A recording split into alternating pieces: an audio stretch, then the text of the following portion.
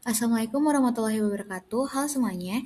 Pada kesempatan ini, kami dari kelompok 2 akan mempresentasikan studi kelayakan usaha yang berjudul Sashimi, yaitu inovasi makanan ringan yang menggabungkan mie dengan konsep sushi.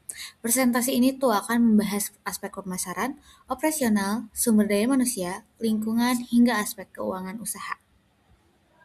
Sebelumnya perkenalkan, ini adalah nama-nama dari kelompok 2 yang sudah presentasi dan saya Naftalaya Vera Pupahan dengan NPM 10060224011. Sashimi merupakan inovasi makanan ringan yang menggabungkan mie dengan konsep sushi, sehingga menghasilkan produk yang unik, praktis, dan menarik. Produk ini tuh menyasar pelajar dan mahasiswa yang menyukai makanan kekinian. Selain itu, usaha ini juga memiliki peluang pasar yang besar, karena didukung dengan tren, kuliner viral di media sosial, harga yang terjangkau, dan bahan baku yang mudah diperoleh serta proses produksi yang sederhana. Oleh karena itu, usaha ini dinilai memiliki potensi yang baik untuk dikembangkan. Tujuan dari studi kelayakan usaha ini adalah untuk mengetahui kelayakan usaha sashimi dari berbagai aspek usaha, menganalisis potensi keuntungan dan prospek pengembangan usaha, menjadi pedoman dalam pengelolaan usaha, menganalisis aspek pemasaran, operasional, SDM, lingkungan, dan keuangan, serta meminimalkan risiko usaha dalam pengambilan keputusan investasi. Analisis SWOT menunjukkan bahwa sashimi memiliki beberapa kekuatan, yaitu produk yang unik, harga terjangkau, dan bahan baku yang mudah diperoleh. Kelemahannya adalah kapasitas produksi yang masih terbatas, dan daya tahan produk yang tidak terlalu lama. Peluang usaha cukup besar karena tingginya minat masyarakat terhadap makanan inovatif dan kemudahan promosi melalui media sosial. Sedangkan ancamannya adalah munculnya produk serupa, persaingan harga, dan perubahan selera konsumen yang cepat. Daerah pemasaran yang difokuskan pada lingkungan kampus Unisba, kawasan Taman Sari, dan wilayah pemukiman sekitar. Pemilihan lokasi ini didasarkan pada tingginya aktivitas mahasiswa, pelajar, dan pekerja muda yang merupakan target pasar utama dari produk sashimi ini. Sashimi dijual dengan harga 12.000 per pack. Dalam satu pack terdapat 4 potong sashimi yang disajikan lengkap dengan saus. Harga ini ditetapkan agar tetap terjangkau bagi target pasar sekaligus memberikan keuntungan bagi pengusahanya. Pada tahap awal, target penjualan ditetapkan sekitar 20 hingga 30 box per hari atau sekitar 600 hingga 900 box per bulan.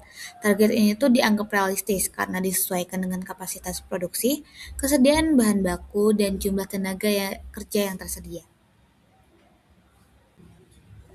Sistem penjualannya tuh dilakukan melalui Instagram dan WhatsApp. Instagram digunakan sebagai media promosi, sedangkan WhatsApp digunakan untuk komunikasi dan pemesanan langsung. Untuk pembayaran tersedia metode tunai, transfer bank, dan pembayaran digital melalui kris maupun e-wallet seperti GoPay, ShopeePay, dan Dana. Distribusi produk dilakukan secara langsung dari tempat produksi pada konsumen. Untuk area sekitar digunakan sistem COD, sedangkan untuk jangkauan yang lebih luas memanfaatkan layanan GoSend atau Grab Express, sehingga produk dapat diterima dengan cepat dan tetap terjaga kualitasnya. Nah, strategi promosi dilakukan melalui media sosial, terutama Instagram dan WhatsApp. Konten promosi bisa berupa foto produk, video, informasi menu, dan promo menarik. Selain itu, promosi dari mulut ke mulut juga diharapkan mampu meningkatkan kepercayaan konsumen dan memperluas jangkauan pasar. Gambaran produknya itu, sashimi merupakan makanan ringan yang berbahan dasar mie telur yang dipadukan dengan telur, wortel, daun bawang, dan berbagai bumbu. Setelah diolah, produk tersebut dibentuk menyerupai sushi dan dibalut nori atau rumput laut sehingga memiliki tampilan yang unik serta menarik. Selain memiliki tampilan menarik, produk ini juga mengandung sayuran seperti wortel dan daun bawang yang menambah nilai gizi. Kemasan juga menggunakan mika mini yang praktis dan higienis. Keunggulan utama produk ini adalah bentuknya yang unik, harga terjangkau, dan proses pembuatannya yang sederhana. Lokasi kegiatan produksi ini dilakukan di rumah pemilik usaha yang berlokasi di Gang Polisi Nomor 28, Pasar Kaliki, Kota Bandung.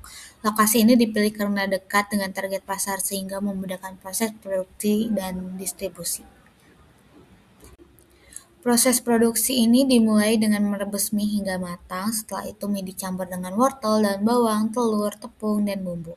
Adonan kemudian dibentuk, diberi isian sosis, dibungkus menggunakan rumput laut, lalu digoreng hingga berwarna kecoklatan dan siap disajikan. Pada tahap awal, kapasitas produksi ditetapkan sebanyak 20 hingga 30 box per hari, atau sekitar 600 hingga 900 box per bulan. Kapasitas ini tuh disesuaikan dengan ketersediaan bahan baku, peralatan, serta tenaga kerja agar kualitas produk tetap terjaga. Bahan utama yang digunakan dalam pembuatan sashimi ini antara lain mie telur, wortel, telur, nori, sosis, saus mayones, dan sambal, minyak goreng, serta kemasan mika plastik.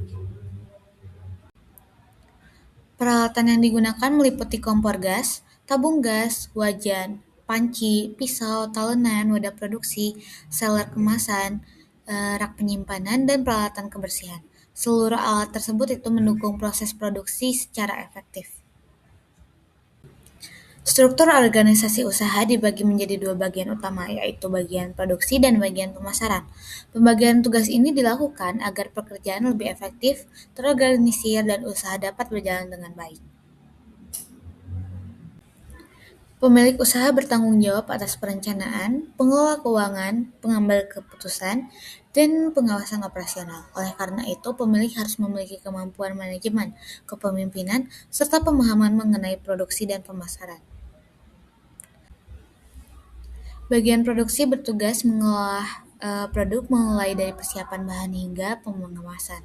Karyawan pada bagian ini harus memahami pengelolaan makanan, menjaga kebersihan dan keamanan pangan, serta mampu bekerja dengan teliti. Bagian pemasaran bertanggung jawab terhadap promosi, pengelolaan media sosial, penerimaan pesanan, dan hubungan dengan pelanggan. Oleh karena itu, dibutuhkan kemampuan komunikasi yang baik dan kreativitas dengan melakukan promosi. Saat ini, usaha sashimi belum memiliki izin usaha resmi, namun dalam jangka panjang akan dilakukan pengurusan nomor induk berusaha atau NIB serta IUMK sebagai bentuk legalitas usaha dan untuk mempermudah akses terhadap program pembinaan pemerintah. Meskipun usaha ini menghasilkan limbah dalam jumlah kecil, pencegahan limbah tetap dapat dilakukan sebagai bentuk tanggung jawab terhadap lingkungan. Tujuannya adalah mengurangi dampak negatif yang mungkin timbul dari kegiatan produksi. Nah, limbah organik seperti sisa sayuran dipisahkan dengan limbah lainnya dan dibuang pada tempat khusus. Jika memungkinkan, limbah tersebut dapat dimanfaatkan sebagai bahan kompos sehingga memiliki nilai guna dan tidak langsung menjadi sampah. Modal investasi yang dibutuhkan untuk menjalankan usaha sashimi ini sekitar 3.650.000. Modal ini tuh digunakan untuk pembelian peralatan produksi, bahan baku, kemasan, promosi, dan kebutuhan operasional awal usaha. Berdasarkan perhitungan, usaha sashimi ini akan mencapai titik impas setelah menjual sekitar 398 pack. Dengan target penjualan 30 pack per hari, maka BEP dapat dicapai dalam sekitar waktu 14 hari. Hal ini menunjukkan bahwa usaha memiliki potensi pengembalian modal yang cukup cepat. Dengan target penjualan 20 hingga 30 box per hari dan harga jual 12.000 per box, usaha diperkirakan memperoleh pendapatan sekitar 6 juta hingga 9 juta per bulan. Setelah dikurangi biaya operasional, usaha masih berpotensi menghasilkan keuntungan yang dapat digunakan untuk pengembangan usaha. Berdasarkan hasil analisis yang telah dilakukan, usaha sashimi layak untuk dijalankan. Produk memiliki konsep yang unik, bahan baku yang mudah diperoleh, biaya produksi yang relatif rendah, dan peluang pasar yang cukup besar. Dengan strategi pemasaran yang tepat, usaha ini berpotensi berkembang secara berkelanjutan. Demikian presentasi yang dapat saya sampaikan. Terima kasih ya atas perhatiannya teman-teman. Mohon maaf apabila terdapat kekurangan. Wassalamualaikum warahmatullahi wabarakatuh.